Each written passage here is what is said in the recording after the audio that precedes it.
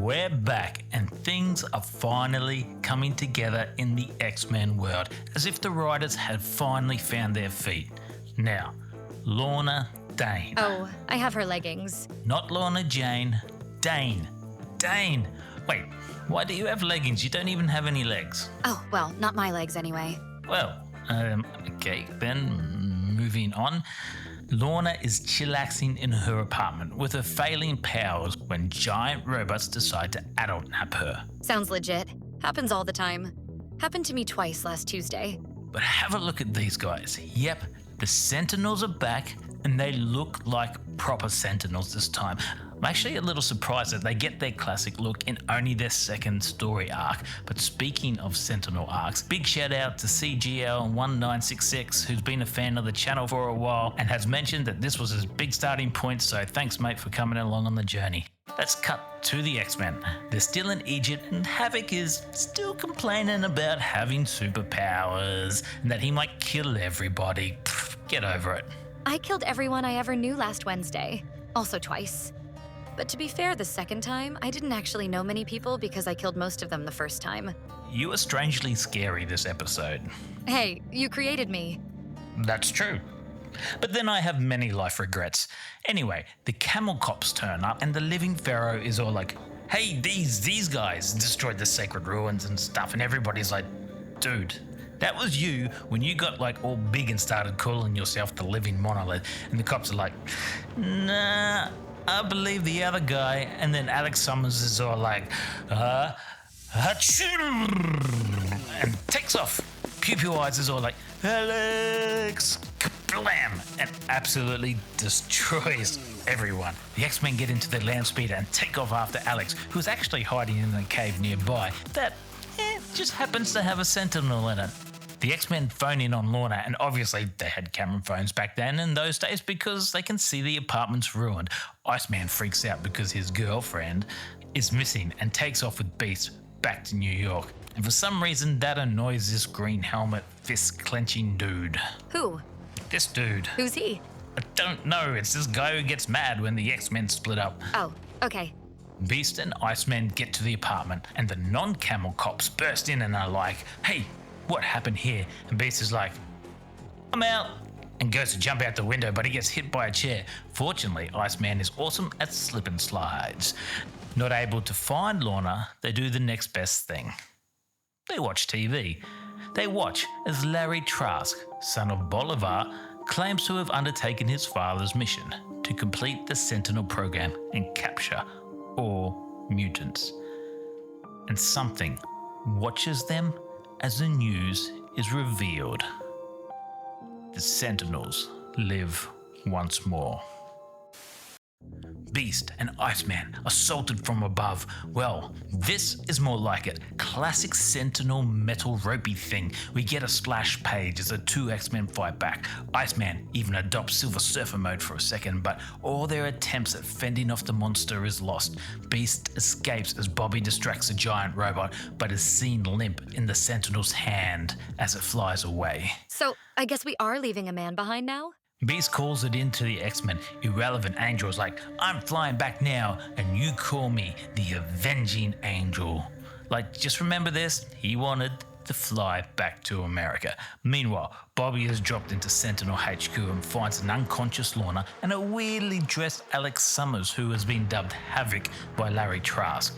One of the Sentinels picks up Lorna and Havoc is all like, yeah, please sir, don't do that. Nah, just kidding, he's like, Havoc attack! And so Larry, which I now realise is also the worst name for a supervillain ever, goes, yeah, now you don't get to do that, and zaps him in the, like, whatever that thing on his head is. I hate this costume. I've never been a big fan of things on people's heads, like a hood or a helmet is fine, but I mean, come on, I know this serves a purpose, but I mean, come on, just digit and come up with something else. Elsewhere, the living pharaoh is in a meeting with some other important people and is like, mutants are bad, despite being a mutant. The X-Men are bad. We should... Wait, something's happening. So it turns out that Havoc and the Pharaoh are still linked, and as Larry, worst name for a supervillain, sucked Havoc's power, Pharaoh regains his. He starts to turn back into the living monolith.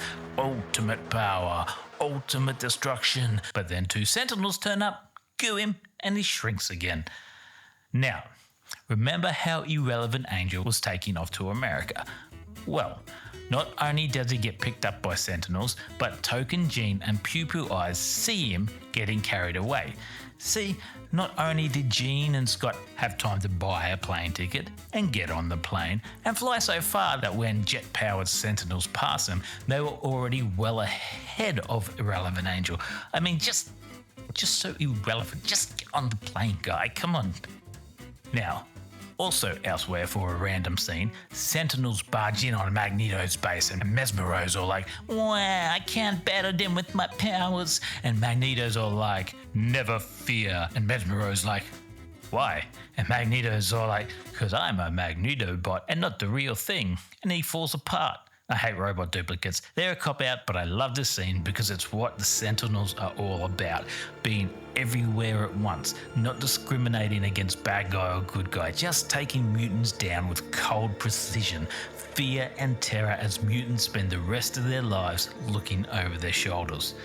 It's funny in modern books because the Sentinels have been so long, but you tend to forget how much discrimination and hatred that comes along with them and why they're so detested by the mutant population. But the judge that okayed the Sentinel program and was a friend of Bolivar Trask turns up at the base. Backstory flashback is back. We look back to Larry Trask with his father. When his mother died, Bolivar Trask hung a medallion on his son's neck, making him promise he would never take it off. But the flashback is interrupted by Banshee, who enters and screams at Larry. The man with the worst supervillain name in history drops to his knees while Banshee is zapped with another frequency by the Sentinels. Yet another mutant down. But Larry, the man whose name strikes fear in no one, is hurt and angry. With hatred in his heart, he stumbles over to the Sentinel control deck and orders all mutants to be destroyed. The judge grabs Larry, whose name is more for someone selling ice cream than creating robots, spins him around and rips off the man's medallion. The Sentinels were never meant to kill, only capture as per the judge's orders, but they're interrupted by a Sentinel who picks up Larry, a man who really should be dropped for his non-threatening nature. And Larry is like, what are you doing? And the Sentinel is like, my job, dude, you told us to kill all mutants. And Larry is like, then put me down. And the Sentinel is like, no dude, the last order from a human was to kill all mutants. And Larry is like, yeah, that sounds about right. And the Sentinel is like, yeah, now you're not wearing the amulet anymore. You, Larry Trask, whose name is not cool enough to be a mutant with powers, are actually a mutant with powers. Beast, Pew Pew Eyes and Token Jean are on the search for all the missing mutants with the help of Cerebro. As they get close, they realize the blips have gone missing. Until Beast points out that it's not they're missing, it's just that they're standing right over where the mutants are. That's how blips work. Sheesh. The ship blows up and Joke and Tina's forced to save both the boys in a move we'll see 1,000 times over in multiple Blackbird incidents. I hope they have insurance. Now, we cut to Larry, whose name joke has gone on far too long, so just now refer to him as Larry, still in a Sentinel hand grip and devastated because he thinks he killed the X-Men. Like, dude, you hate the mutants enough to create giant, oversized robots to throw them into cells, and you complain about killing them now? Like, just let the hate out. Just let it flow. No need for this middle ground. There's something about comics in this era not letting the baddies be baddies. Like, just let them be buttholes and get on with it. Anyway, Larry No Joke is trying to argue the Sentinels out of the logic, so good luck with that. He's all, listen to me. And the Sentinel's like, no, you're a mutant. Then Larry's like, well, then you can't take the command to kill mutants then.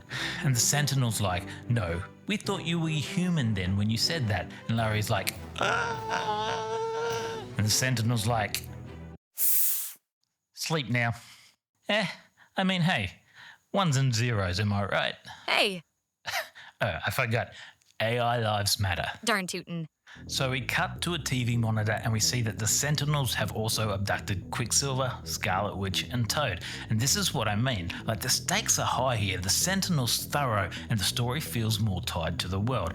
But the free X-Men have broken in and taken out one of the Sentinels. Beast cannonballs it, Token Gene staggers him with a telekinesis blast, and Pew Pew Eyes, well, Pew Pew Eyes does what Pew Pew Eyes does best.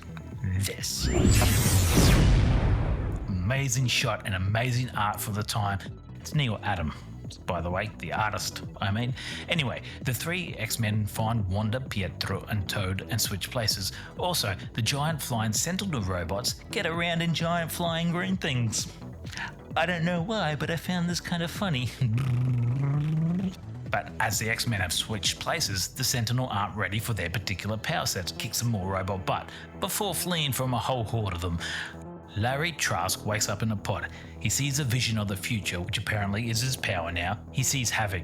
Dead, maybe asleep, maybe watching the last season of Game of Thrones, who knows. He tells the judge that there is one way to stop the mutants, to shoot Havoc with the cosmic ray gun, feeding the Summons brother with excess power. Cyclops is also there. A Sentinel fires at him, but Psych's optic blast turn the beam, hitting the judge, a human. The Sentinels are like, "Oh no, we've hit one of the good ones. Ooh, badass." But it doesn't matter because a fully charged Havoc enters the floor and is like, scam, apparently. I don't think scam was the best word here, though I've never really tried to imagine what Havoc's power sounded like, so yeah, apparently, scam. We're done now. But there's plenty more of those Sentinels that need to be scammed. So old Pew Pew Eyes puts his foot down and is like, "Hey, Sentinels, your mum was a toaster." And the Sentinels are all like, "Wah." But then Psych's like, "Do you even know what causes mutants?" And they're like, "No, I'm still getting over the mum thing." And Psych is like, "Radiation, because it's the 60s and that's what everybody was afraid of back then, and wonder if it's still canon." But anyway, the Sentinels are like, "Yeah, cool. Are we gonna fight or what?" And Psych's like, "You're not picking up what I'm putting down there, Tin Can. You see, if you want to stop mutants, you need to stop it at the source. Otherwise, we'll keep coming." And the robot's like, "Hey, that's a great idea. You're garbage for betraying your own kind, but thanks for the heads up." And Psych's like, "You don't know where radiation comes from, do you?" And the Sentinels are like, "No." And Psych's like, "Dude, the sun. Radiation comes from the sun. And power plants, but mainly the sun." And the Sentinels are like, "Hell yeah, America," and flies off into the sun. During the daytime, idiots. It's a nice twist ending and I'm two minds about it. Like, it's very up there with that 50s, 60s twist in dystopian sci-fi that were popular at the time, and I like how it pans out. I do feel that's where the sudden change in writing is coming from in these X-Men books. At least you had the popularity of people like Ray Bradbury, etc., and maybe that influence has started to creep into the comics of the late 60s.